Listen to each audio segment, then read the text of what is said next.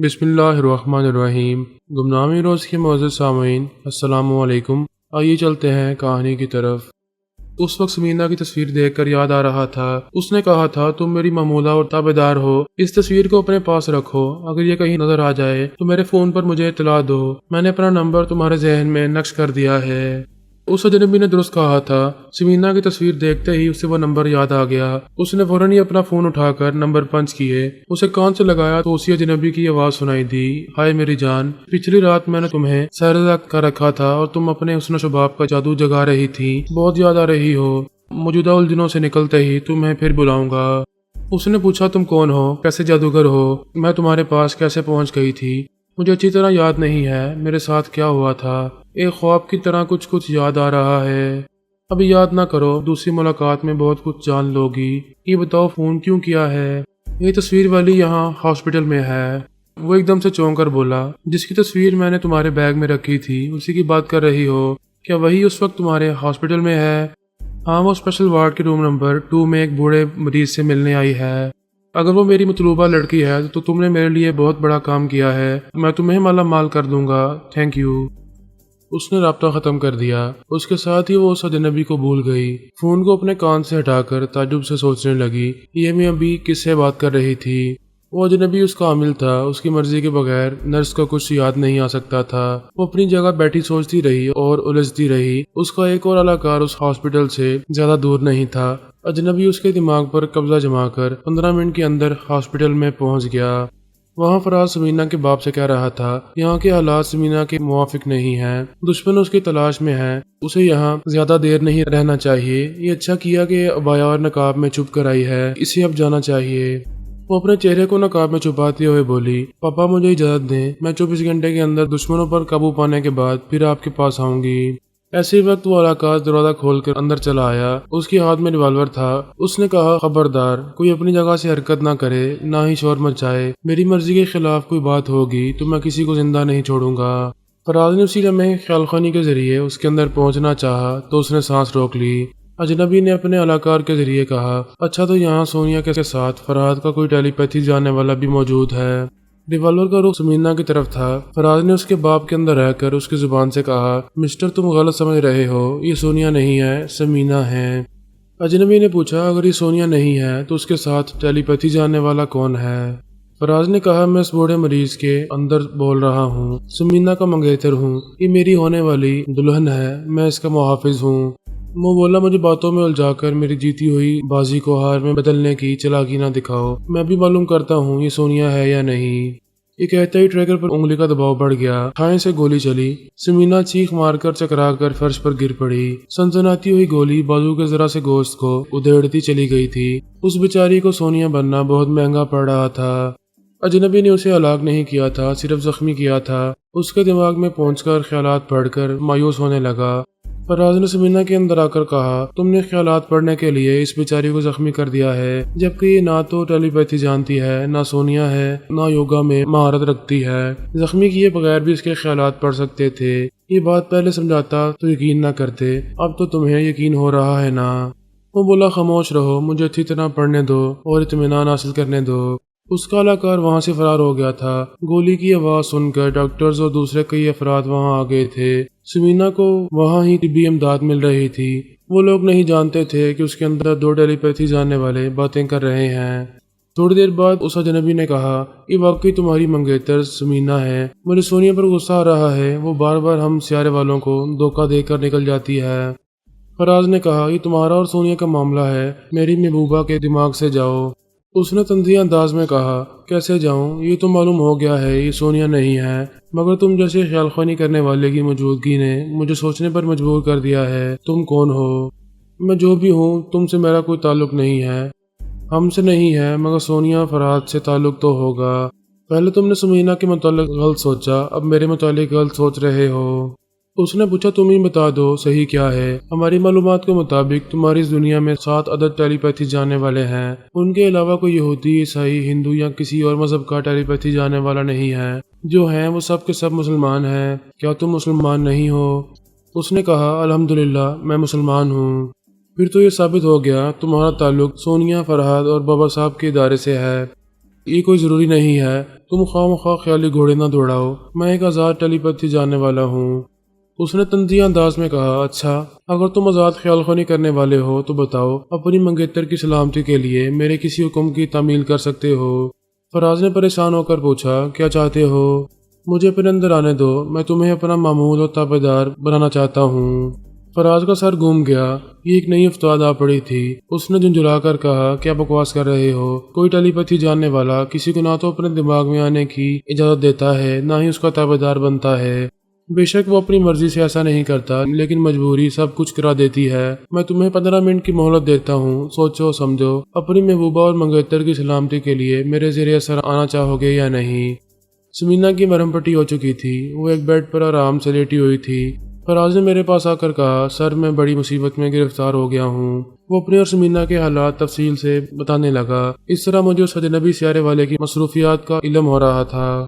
फराज ने कहा, मैं तो समझ रहा था वो समीना के दिमाग में आकर उसके चोर ख्यालात पढ़कर मुतमिन हो चुका है, अब उसका पीछा छोड़ देगा, मगर वो मेरे पीछे पड़ गया है। मैं क्या करूं, उसका गुलाम हरगिज नहीं बनूंगा, उसके ज़ेरे असर नहीं आऊंगा, उसे तनवीमी अमल करने नहीं दूंगा। मैंने कहा, फिर समीना की शामत आ जाएगी, उसे किस तरह तहफ़्फ़ुज़ फराहम करोगे? यही तो समझ में नहीं आ रहा है। उसके बचाव का कोई और रास्ता नहीं है। आपसे मशवरा करने आया हूँ, प्लीज़ कोई तदबीर करें, कुछ सोचें, कुछ करें। मैंने कहा, तुम मोहब्बत के मामले में बहुत जज्बाती हो गए हो, समीना की मोहब्बत में इस तरह पागल हो गए हो कि अकल से काम लेना भूल गए हो, इसीलिए तो मैं आपके पास आया हूँ। तो फिर जो मैं कहता हूँ वो करो, उस दुश्मन के मामूल और ताबेदार बन जाओ। उसने बड़ी हैरानी से पूछा, सर ये आप क्या कह रहे हैं? वही जो तुम सुन रहे हो, आप कुछ सोच समझ कर ही मशवरा दे रहे हैं। ठीक है, मैं यही करूँगा। जाओ और उसकी बात मान लो, वो तुम पर तनवीमी अमल करेगा। ऐसे वक्त तुम्हारे टेलीपैथी जानने वाले तुम्हारे अंदर मौजूद रहेंगे, उसे चोर ख्यालात पढ़ने नहीं देंगे, जिससे ये जाहिर होगा कि तुम्हारा ताल्लुक बाबा साहब के इदारे से नहीं है। वो यही समझेगा तुम एक आज़ाद ख्याल ख़ानी करने वाले हो। वो मेरी बातें तवज्जो से सुन रहा था और कायल हो रहा था। मैंने कहा, वो तुम्हारे जरिए मुसलमान टेलीपैथी जानने वालों तक पहुंचना चाहेगा और हम उसके जरिए उसके छुपे हुए दूसरे तमाम सियारे वालों तक पहुंचना चाहेंगे। वो खुश होकर बोला, सर वेरी फैंटास्टिक, ये बहुत अच्छी तदबीर है। मैं अभी उस दुश्मन की बात मानकर समीना को तहफ़्फ़ुज़ दे रहा हूँ। मेरी हिफाजत आप और दूसरे टेलीपैथी जानने वाले करेंगे। उसने समीना के अंदर आकर पूछा, क्या तुम यहाँ मौजूद हो? हाँ, 15 मिनट गुजर चुके हैं। बोलो, मेरे ताबेदार बनोगे या अपनी महबूबा को बेमौत मरता देखोगे? मैं अपनी समीना को दिलो जान से चाहता हूँ, इसके साथ जिंदगी गुजारने के लिए तुम्हारा ताबेदार बनकर रहूंगा। क्या तुम हमें आज़ादी से जिंदगी गुजारने दोगे? बेशक मैं तुम्हारी ज़ाती जिंदगी में मुदाखलत नहीं करूंगा। एक वादा और करो, तुम सोनिया, फरहाद या किसी भी मुसलमान टेलीपैथी जानने वाले को कभी ये नहीं बताओगे कि मैं तुम्हारा ताबेदार बन चुका हूँ। उन्हें मालूम होगा तो वो मुझे कहीं से भी ढूंढ निकालेंगे, फिर मेरे साथ मेरी समीना को भी जिंदा नहीं छोड़ेंगे। तुम्हारा ये खौफ दुरुस्त है, यकीन करो, मेरी पनाह में रहोगे तो तुम पर किसी तरह की आंच नहीं आएगी। तो फिर मैं हाजिर हूँ, पहले मेरे अंदर आकर चोर ख्यालात पढ़ो, मेरे मुतालिक अच्छी तरह मालूमात हासिल करो, तब तुम्हें पता चलेगा वाकई मैं एक आज़ाद ख्याल ख़ानी करने वाला हूँ। मेरा किसी मुसलमान टेलीपैथी जानने वाले से कोई ताल्लुक नहीं है। वो अजनबी फराज के दिमाग में पहुंच गया। मैंने अल्पा को वहां बुलाया था, वो मेरे साथ उसके अंदर मौजूद थी। हम उसके चोर खाने में पहुंचकर ऐसे ख्यालात को मिटा रहे थे जिनसे ये जाहिर हो सकता था कि उसका ताल्लुक हम मुसलमान टेलीपैथी जानने वालों से और बाबा साहब के इदारे से है। वो बड़ी देर तक उसके चोर ख्यालात को खंगालता रहा, फिर मुतमिन होकर बोला, तुम दुरुस्त कह रहे थे, मैं तुम पर भरोसा कर सकता हूँ। अपने बेड पर जाकर इंतजार करो, मैं अभी आकर तनवीमी अमल करूंगा। उस दुश्मन का एक टेलीपैथी जानने वाला मातहत उसी शहर में था, बाकी टेलीपैथी जानने वाले दूसरे ममालिक में थे। वो उन सब से राब्ता कर रहा था और कह रहा था, मैं एक मुस्लिम टेलीपैथी जानने वाले को अपना मामूल और ताबेदार बना रहा हूँ। मेरे तनवीमी अमल के दौरान उसके अंदर मौजूद रहो, उसके चोर ख्यालात भी अच्छी तरह पढ़ते रहो, ये समझने की कोशिश करते रहो कि उसके अंदर कोई छुपा हुआ है या नहीं। हम नहीं जानते थे वो अपने तौर पर किस तरह एहतियात बरत रहा है। हम नादान नहीं थे कि फराज के अंदर रहकर अपनी जरा सी भी आहट सुनाते या उसके तनवीमी अमल के दौरान मुदाखलत करते। ऐसा करने की जरूरत ही नहीं थी। हम फराज को तहफ़्फ़ुज़ देने की सारी प्लानिंग कर चुके थे। तनवीमी अमल के दौरान मेरे और अल्पा के अलावा न जाने सियारे के कितने टेलीपैथी जानने वाले वहाँ मौजूद थे। सोनिया ने कहा, फरहाद, ऐसे वक्त वो कमबख्त उसी कोठी में होगा जहाँ से मैं उसकी बू सूंघ कर आई हूँ।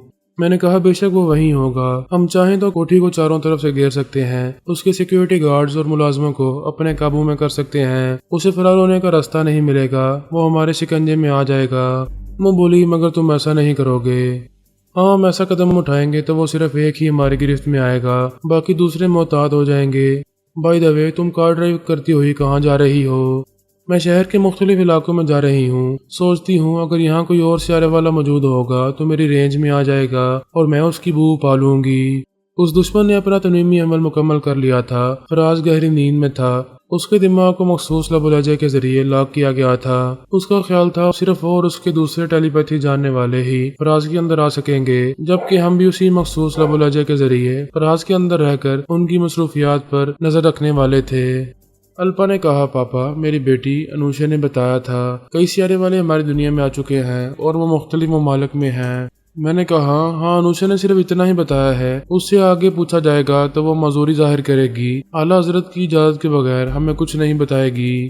الپا نے کہا، پتہ نہیں کتنے ٹیلی پیتھی جاننے والے دشمن ہماری زمین پر آ گئے ہیں، ہم کتنے ملکوں میں انہیں کہاں کہاں تلاش کریں گے اور کیسے کریں گے۔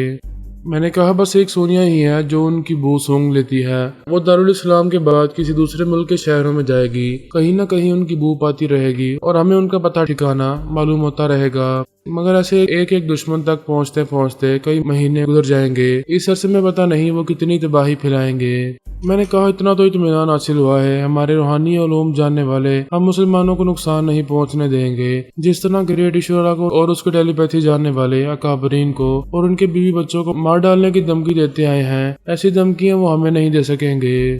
واقعی گریٹ ایشورا کے ہاتھوں میں فی الحال ہماری کوئی کمزوری نہیں تھی۔ ہماری فیملی کے جتنے ممبران تھے ان میں سے کچھ تو ٹیلی پیتھی جانتے تھے اور پارس پورس جیسے جیدار ناگہانی مصیبتوں سے نمٹنا جانتے تھے۔ وہ ان دنوں بابا صاحب کے دائرے میں تھے، ان پر کوئی آنچ نہیں آ سکتی تھی۔ ان کے علاوہ جو مشہور اور معروف مسلمان سائنسدان، ڈاکٹرز، انجینئرز، دانشور اور بڑے بڑے قابل حضرات تھے، ہم بہت پہلے ہی ان کے دماغوں کو لاک کر چکے تھے۔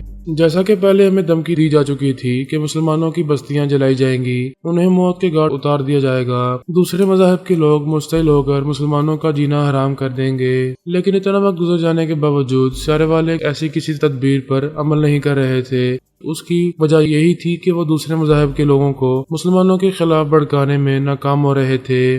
دنیا کے کسی بھی ٹی وی چینل کو اپنے لیے استعمال کرنا چاہتے تھے تو ناکامی ان کا منہ چڑانے لگتی تھی۔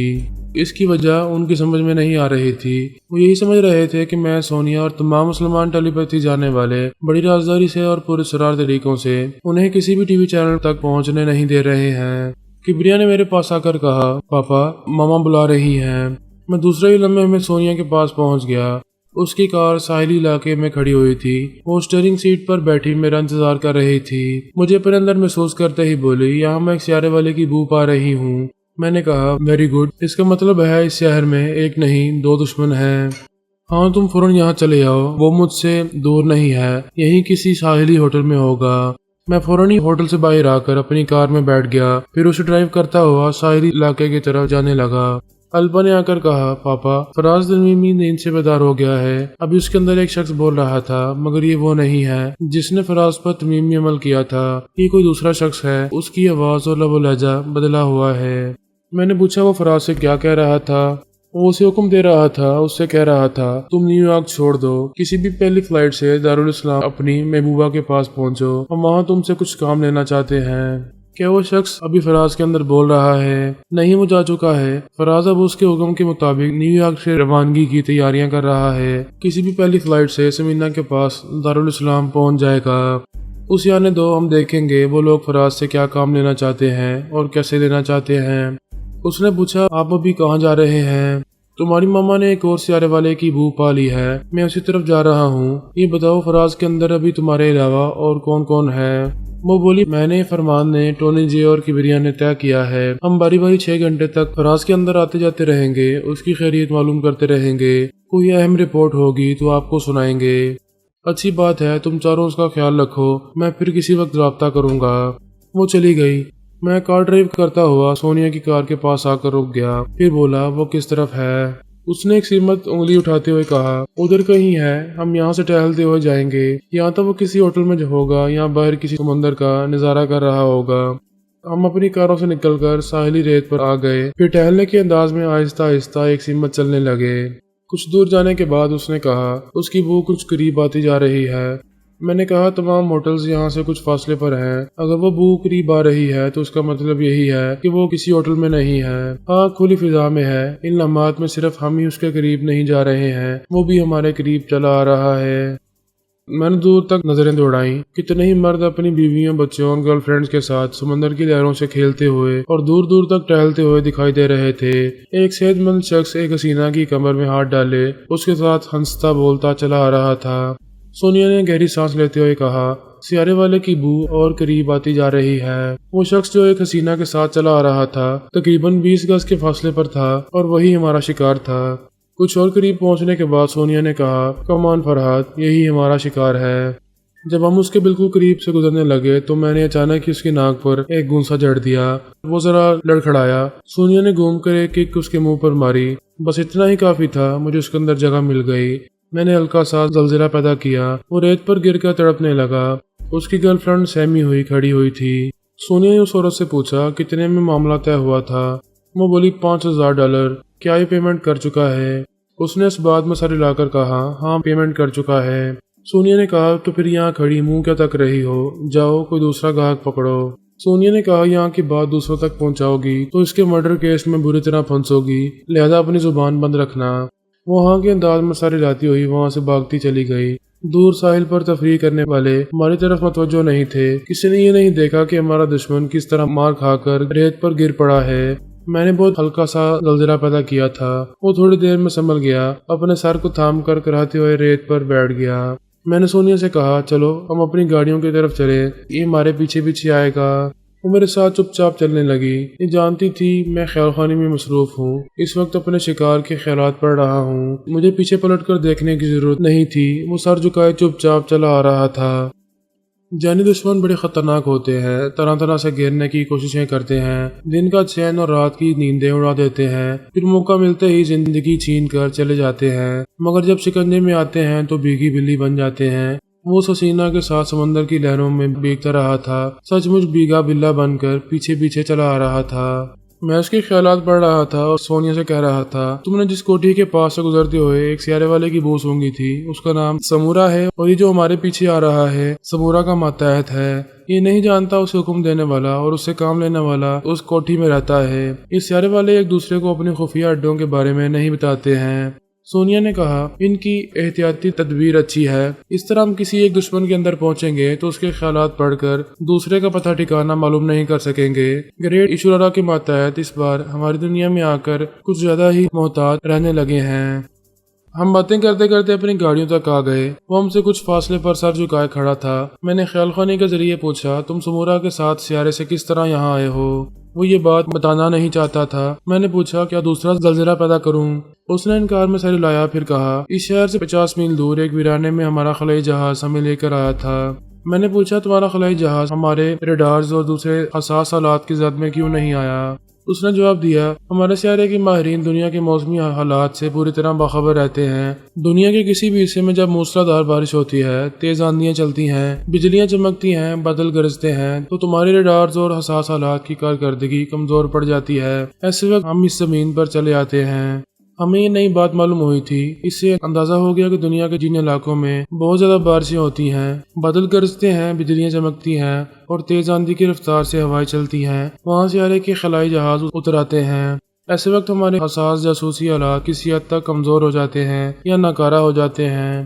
میں نے بعد میں امریکی اکابرین کو بتایا کہ کس طرح سیارے والے چوری چھپے ہماری دنیا میں چلے آ رہے ہیں، لہذا وہ اپنے سائنسدان اور دیگر ماہرین سے کہیں آئندہ اس بات کو یقینی بنایا جائے کہ بدترین موسم میں بھی ریڈار اور حساس جاسوسی آلات ناکارہ نہ ہونے پائیں۔ فوجی ماہرین کو بھی الرٹ کریں کہ جہاں موسم خراب ہوتا ہے، آندھی طوفان آتے ہیں، ان علاقوں کی سختی سے نگرانی کی جائے۔ ہمیں یہ بہت اہم معلومات حاصل ہوئی تھیں۔ آئندہ ہماری دنیا کے سائنسدان اور فوجی ماہرین بہت محتاط رہنے والے تھے۔ بہرحال اس وقت وہ سیارے والا ہمارے سامنے سر جھکائے کھڑا تھا۔ اس نے اپنے لباس میں ایک ریوالور چھپا رکھا تھا۔ میں نے اسے وہ ہتھیار استعمال کرنے کا موقع نہیں دیا تھا۔ اب وہ میرے شکنجے میں تھا، اپنی مرضی سے کچھ نہیں کر سکتا تھا۔ میں نے سونیا سے کہا، یہ نہیں جانتا دوسرے سیارے والے دنیا کے کن حصوں میں پہنچے ہوئے ہیں، اس سے مزید اہم معلومات حاصل نہیں ہو سکیں گی، کیا اسے اوپر پہنچا دیا جائے؟ سونیا نے کہا اسے ہوٹل میں جانے دو، یہ اپنا سفری بیگ ہمارے پاس لائے گا۔ اس میں کمیونیکیٹنگ مشین، ہیرے جواہرات، سونے کی اینٹیں اور وہ تیز رفتار غیر معمولی جوتے ہوں گے۔ یہ ساری چیزیں ہمارے کام آئیں گی، پہلے یہ سب کچھ اس سے حاصل کیا جائے گا۔ وہ میری مرضی کے مطابق سونیا کے ساتھ اس کی کار میں بیٹھ گیا۔ میں اپنی کار میں ان کے پیچھے پیچھے جانے لگا۔ اس کا دماغ میرے شکنجے میں تھا، وہ کوئی چالاکی نہیں دکھا سکتا تھا۔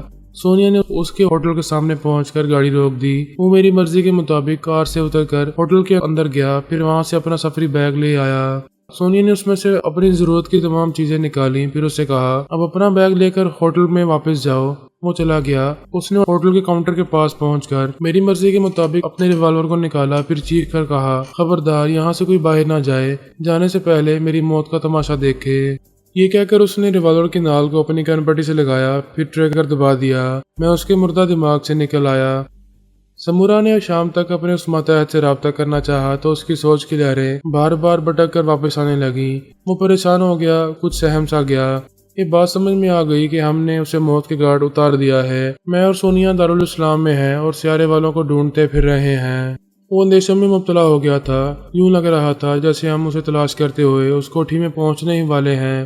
اس نے خیال خونی کے ذریعے ایک نائب اشرورہ سے رابطہ کیا۔ ہم پھر ایک بار بہت بڑا نقصان اٹھا رہے ہیں۔ ہمارے 3 ٹیلی پیتھی جاننے والے فرات کے زیر اثر آ گئے ہیں۔ وہ کسی ایسی محفوظ پناہ گاہ میں ہے جہاں تک ہم پہنچ نہیں پا رہے ہیں۔ ہمارا ایک خیال خونی کرنے والا پیرس میں مارا گیا ہے۔ پچھلی رات خودکش حملہ کرنے والا اور گونگا بن کر رہنے والا ماتحت، یہ دونوں ہی سوسائڈ جیکٹ کے ذریعے مارے گئے ہیں۔ دارالاسلام میں میرا جو ماتحت تھا، آج اسے بھی موت کے گھاٹ اتار دیا گیا ہے۔ ہم نے صرف چنگارا کی جان بچا کر اس کے ذہن کو اور شخصیت کو تبدیل کیا ہے۔ نائب اشرورہ نے پریشان ہو کر پوچھا کیا دارالاسلام میں تمہارا ماتحت بھی مارا گیا ہے؟ ہاں، ان سب کی موت سمجھا رہی ہے، میں یہاں محفوظ نہیں ہوں۔ سونیا اور فرحات پتہ نہیں کس طرح ہم لوگوں تک پہنچ جاتے ہیں، ہماری ساری رازداری دری کی دری رہ جاتی ہے۔ پریشان مت ہو، تم اپنی خفیہ پناہ گاہ میں محفوظ ہو۔ میں نائب اشرورہ ہو کر بھی نہیں جانتا تم کہاں چھپے ہوئے ہو، وہ دشمن بھی سمجھ نہیں پائیں گے۔ یہ خوش فہمی ہمیں لے ڈوبتی ہے۔ فرحات چنگارا اور اس کے 4 ماتحتوں تک پہنچ گیا تھا، یہاں میرے ماتحت تک پہنچ کر اسے ہلاک کر چکا ہے۔ کیا اس کے بعد بھی یہی سمجھو کہ وہ مجھ تک پہنچ نہیں پائے گا؟ وہ ذرا توقف سے بولا نہیں نائب اشرورہ، عقل کہتی ہے مجھے ایک ہی جگہ چھپ کر نہیں رہنا چاہیے، جگہ بدلتے رہنا چاہیے، اس طرح شاید محفوظ رہ سکوں گا۔ نائب اشرورہ نے کہا دشمن سے ڈر کر رہو گے تو اس کے خلاف کوئی ٹھوس کارروائی نہیں کر سکو گے، اپنی سلامتی کے لیے جو بہتر سمجھتے ہو وہ کرو۔ اس نے کہا ہم نے فراز کو نیو یارک سے یہاں بلایا ہے، وہ 6 گھنٹے کے اندر پہنچنے والا ہے۔ اس کے آتے ہی ہم سونیا اور فرحات کو گھٹنے ٹیکنے پر مجبور کر دیں گے۔ بے شک تم 6 گھنٹے بعد بہت کچھ کر سکو گے، اس وقت تک حوصلہ کرو، کسی طرح سونیا فرحات سے چھپ کر رہو، انہیں اپنی خفیہ پناہ گاہ تک پہنچنے نہ دو، پھر بازی ہمارے ہاتھوں میں ہوگی۔ 6 گھنٹے بعد فراز دارالاسلام پہنچنے والا تھا، نہ جانے وہ اس کے ذریعے ہمارے خلاف کیا کرنے والے تھے، ابھی ہم ان کی چال بازی سے بے خبر تھے۔ البا کبریا بے باک مومن فرمان اور ٹونی جے نے دارالاسلام میں جتنے علاقار بنائے تھے وہ سب سمورا کی کوٹھی کی نگرانی کر رہے تھے۔ انہوں نے پچھلے 12 گھنٹوں میں یہ معلوم کیا تھا کہ اس کے سیکیورٹی گارڈز اور کوٹھی میں کام کرنے والے ملازمین یا تو یوگا میں مہارت رکھتے ہیں یا ان کے دماغوں کو لاک کیا گیا ہے۔ اگر ہم اس کے خلاف کوئی کارروائی کرنا چاہتے یا کوٹھی کے اندر پہنچ کر اسے ختم کرنا چاہتے ہیں تو اس سے پہلے سیکیورٹی گارڈز اور ملازموں سے نمٹنا ضروری ہوگا۔ فی الحال ایسے اقدامات کی ضرورت نہیں تھی، ہمیں اطمینان تھا وہ اس کوٹھی سے فرار نہیں ہو سکے گا۔ اگر ہونا چاہے گا جہاں بھی جانا چاہے گا، سونیا اس کی بو پاتی ہوئی وہاں تک پہنچتی رہے گی۔ 6 گھنٹے گزر گئے، فراز نیو یارک سے دارالاسلام پہنچ گیا۔ اس وقت بھی باغ اس کے اندر رہ کر دشمنوں کی مصروفیات معلوم کر رہا تھا۔ وہ دارالاسلام کے ایئرپورٹ پہنچا تو سمورا نے اس کے اندر پہنچ کر کہا تم کسی قریبی ہوٹل میں ایک کمرہ حاصل کرو، پھر بابا صاحب کے ادارے سے رابطہ کرو۔ وہ ایک ہوٹل کی طرف جاتے ہوئے بولا میں بابا صاحب کے ادارے سے ہمیشہ دور بھاگتا رہا ہوں، اگر انہیں معلوم ہوگا کہ مجھ جیسا ایک مسلمان ٹیلی پیتھی جاننے والا ہے تو وہ مجھے اپنے زیر اثر لے آئیں گے۔ سمورا نے کہا اب ایسا نہیں ہو سکے گا، میرے کئی ٹیلی پیتھی جاننے والے اس وقت تمہارے دماغ میں موجود رہیں گے، فرحات بھی تمہارے اندر آ کر کسی طرح کا نقصان پہنچانا چاہے گا تو ناکام رہے گا، ہم تمہیں کوئی نقصان نہیں پہنچنے دیں گے، جو حکم دیا جا رہا ہے وہی کرو۔ اس نے ایک ہوٹل میں پہنچ کر کمرہ حاصل کیا، پھر اس کمرے میں بیٹھ کر بولا میری خیال خوانی کی لہریں بابا صاحب کے دائرے میں نہیں پہنچ پائیں گی، اس لیے فون کے ذریعے رابطہ کر رہا ہوں، مگر ان سے کیا کہوں گا؟ تم کہو گے کہ ایک مسلمان ٹیلی پیتھی جاننے والے ہو، تمہیں فراد علی تیمور کی امداد چاہیے، ایک اہم معاملے میں اسے باتیں کرنا چاہتے ہو۔ فراز نے کہا اس کے لیے بابا صاحب کے ادارے سے رابطہ کرنے کی کیا ضرورت ہے؟ میں کئی بار فراد کی آواز اور لب و لہجہ سن چکا ہوں، خیال خوانی کے ذریعے رابطہ کر سکتا ہوں۔ نہیں، میں جو کہہ رہا ہوں وہ کرو۔ بابا صاحب کے ادارے والوں کو بھی معلوم ہونا چاہیے تم جیسا ایک مسلمان ٹیلی پیتھی جاننے والا ہمارے زیر اثر آ گیا ہے اور فرحات کی مدد چاہتا ہے۔ اس نے ریسیور اٹھا کر نمبر پنچ کرتے ہوئے کہا، اگر فرحات سے رابطہ ہوگا تو میں اس سے کیا کہوں گا؟ یہ بات کی باتیں ہیں، پہلے وہی باتیں کرو جو میں کہہ رہا ہوں۔ رابطہ قائم ہو گیا۔ وہاں کے انچارج نے پوچھا، ہیلو مسٹر، آپ کس سے بات کرنا چاہتے ہیں؟ اس نے کہا، میرا نام فراز احمد ہے، میں ٹیلی پیتھی جانتا ہوں، بدقسمتی سے سیارے والوں کے شکنجے میں آ گیا ہوں، مجھے فرحات صاحب کی امداد کی ضرورت ہے۔ انچارج نے کہا، جب تم ٹیلی پیتھی کر سکتے ہو تو پھر مسٹر فرحات سے رابطہ کیوں نہیں کر رہے ہو؟ فراز نے سمورا کی مرضی کے مطابق کہا، مسٹر فرحات مجھے اپنے اندر آنا نہیں دیں گے، ان سے تفصیلی گفتگو نہیں ہو سکے گی، اس لیے فون کے ذریعے باتیں کرنا چاہتا ہوں، پلیز ان کا نمبر بتائیں۔ انچارج نے فون نمبر بتا کر رابطہ ختم کر دیا۔ البا مجھے رپورٹ پہنچا رہی تھی کہ اس وقت فراز کے ساتھ کیا ہو رہا ہے۔ تھوڑی دیر بعد میرے فون کا بزر بولنے لگا۔ میں نے اسے آن کر کے کان سے لگایا، پھر انجان بن کر پوچھا، ہیلو، کون ہے؟ اس نے کہا، آپ مجھے نہیں جانتے ہیں، میرا نام فراز احمد ہے، میں آپ کی طرح خیال خوانی کر سکتا ہوں۔ میں نے کہا، یہ تو بڑی خوشی کی بات ہے، تم ایک مسلمان ہو، ٹیلی پیتھی جانتے ہو، اب تک کہاں چھپے ہوئے تھے، آج رابطہ کیوں کر رہے ہو؟ اس نے کہا، میں اب تک ایک آزاد خیال خوانی کرنے والے کی حیثیت سے زندگی گزارتا رہا، آئندہ بھی یہی ارادہ تھا، مگر بدقسمتی سے سیارے والوں کے شکنجے میں آ گیا ہوں، اب آپ کی امداد چاہتا ہوں۔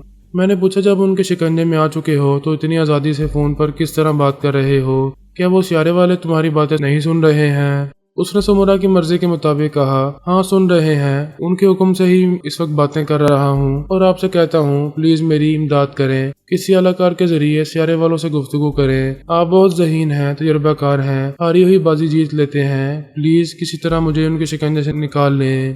میں نے کہا، اچھی بات ہے، میرا ایک اعلی کار ابھی تمہیں تمہارے فون پر اپنی آواز سنائے گا، سیارے والوں سے کہو اس کے دماغ میں آ کر مجھ سے بات کریں۔ میں اپنا فون بند کر کے اس ایک اعلی کار کے اندر پہنچ گیا۔ اس نے میری مرضی کے مطابق فراز سے فون پر رابطہ کیا۔ سمورا آواز سنتے ہی اس کے اندر پہنچ گیا، پھر بولا، ہیلو فراد علی تیمور، میں گریٹ ایشو راڑا کا ایک نمائندہ بول رہا ہوں۔ میں نے پوچھا، اس نمائندے کا کوئی نام تو ہوگا؟ وہ ذرا چپ رہا، پھر بولا، نام نہیں بتاؤں گا، تم لوگ بڑے خطرناک علوم جانتے ہو، کسی کے بھی نام کے حروف گن کر علم العداد کے ذریعے اس نام والے تک پہنچ جاتے ہو۔ میں نے کہا، چلو نام نہ بتاؤ، کام بتاؤ۔ وہ بولا، تم نے اپنے ایک مسلمان ٹیلی پیتھی جاننے والے کی باتیں سنی، یہ ہمارے شکنجے میں ہے، ہم سیارے سے قسم کھا کر آئے ہیں، کسی بھی مسلمان کو زندہ نہیں چھوڑیں گے، یوں سمجھو اس ٹیلی پیتھی جاننے والے فراز احمد کی زندگی صرف چند ساعتوں کی رہ گئی ہے، صرف تم چاہو گے، ہم سے سمجھوتا کرو گے تو یہ اپنی طبی عمر تک زندہ رہ سکے گا۔ میں نے پوچھا، تم مجھ سے کیا چاہتے ہو؟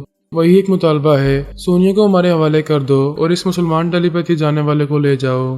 میں نے کہا، کیسا اہم مکانہ مطالبہ ہے، سونیا بھی مسلمان ہے، کیا ہم ایک مسلم خاتون کی قربانی دے کر دوسرے مسلمان کو بچائیں گے؟ اگر کسی ایک مسلمان کو مرنا ہے تو پھر فراز احمد کو ہی مرنا چاہیے۔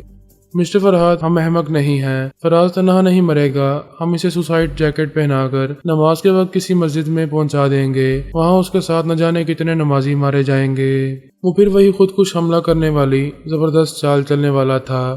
میں نے کہا، میں مانتا ہوں تم بہت ہی زبردست چال چل رہے ہو، اسے کہتے ہیں نہلے پر دہلا۔ باتیں نہ بناؤ، یہ بتاؤ، سونیا کو ہمارے حوالے کرو گے یا بے شمار نمازیوں کی لاشیں دیکھنا چاہو گے؟ میں نے کہا، اپنا موبائل نمبر مجھے بتاؤ، اس کے بعد میں تمہارے سوال کا اور تمہارے مطالبے کا جواب دوں گا۔ سوری، میں اپنا موبائل نمبر تمہیں نہیں بتاؤں گا، تو میں تمہارے کسی سوال کا جواب نہیں دوں گا۔ اگر یہ چاہتے ہو ہم آپس میں سمجھوتا کریں اور میں تمہارا مطالبہ پورا کروں تو اپنا نمبر بتاؤ۔ وہ سوچ میں پڑ گیا، پھر نمبر بتانے لگا۔ میں نے اسے اپنے موبائل میں سیو کر لیا۔ اس نمبر پر کال کی تو وہ فون اٹینڈ کرتے ہوئے بولا، ہاں یقین کر لو یہ میرا ہی نمبر ہے، اب فون بند کرو اور اپنے اعلی کار کے دماغ میں آ کر بات کرو۔ ہم فون بند کر کے پھر اسی اعلی کار کے اندر پہنچ گئے۔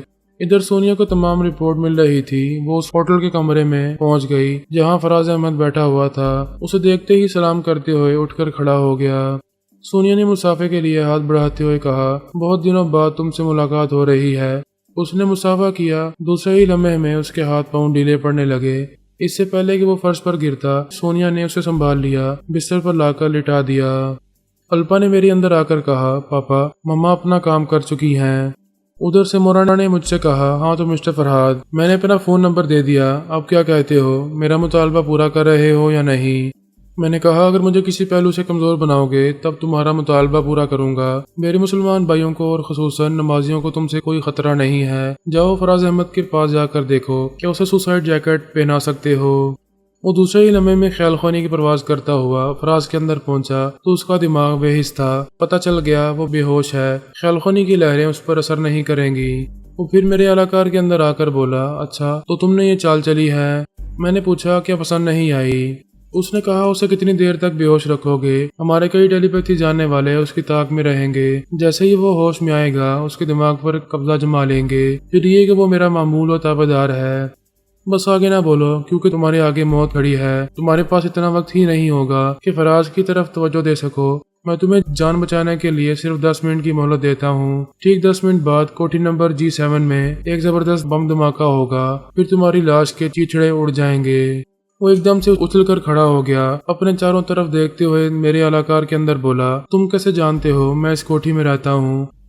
تم خواہ ببکیاں دے رہے ہو، یہاں کسی نے بم نہیں رکھا ہے، یہاں کسی طرح کی بلاسٹنگ نہیں ہوگی۔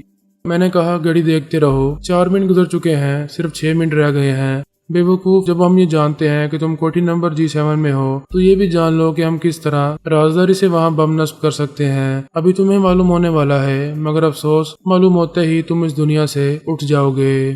وہ بری طرح بوکھلا گیا تھا، اسے چاروں طرف موت دکھائی دے رہی تھی، کوٹھی سے نکل کر بھاگنے کے سوا کوئی چارہ نہیں تھا۔ یہ بھی جانتا تھا کہ باہر موت آ سکتی ہے، دشمن کھلی جگہ اسے کہیں بھی گولی مار سکتے ہیں، فی الحال وہاں ہونے والے بم دھماکے سے خود کو بچانا تھا۔ وہ دوڑتا ہوا کوٹھی سے باہر آیا، پھر کار میں بیٹھ کر اسے ڈرائیو کرتا ہوا احاطے سے باہر نکل کر ایک سمت تیز رفتاری سے جانے لگا۔ سونیا اپنی کار میں آ کر بیٹھ گئی تھی، میں بھی اپنی گاڑی کی اسٹیئرنگ سیٹ پر پہنچ گیا تھا۔ ہم تینوں ایک دوسرے سے دور دور تھے۔ سونیا نہیں جانتی تھی کہ سمورا کہاں جا رہا ہے، جاننے کی ضرورت بھی نہیں تھی۔ وہ اپنی کار کی رفتار بڑھاتی ہوئی سمورا سے صرف اتنا فاصلہ رکھنے لگی کہ اس کی بو سے ملتی رہے۔ وہ کہیں بھی 5 میل کے احاطے میں اس سے دور رہنے کے باوجود یہ معلوم کر سکتی تھی کہ اس کا شکار کہاں جا رہا ہے اور جاتے جاتے کہاں تھک ہار کر گرنے والا ہے۔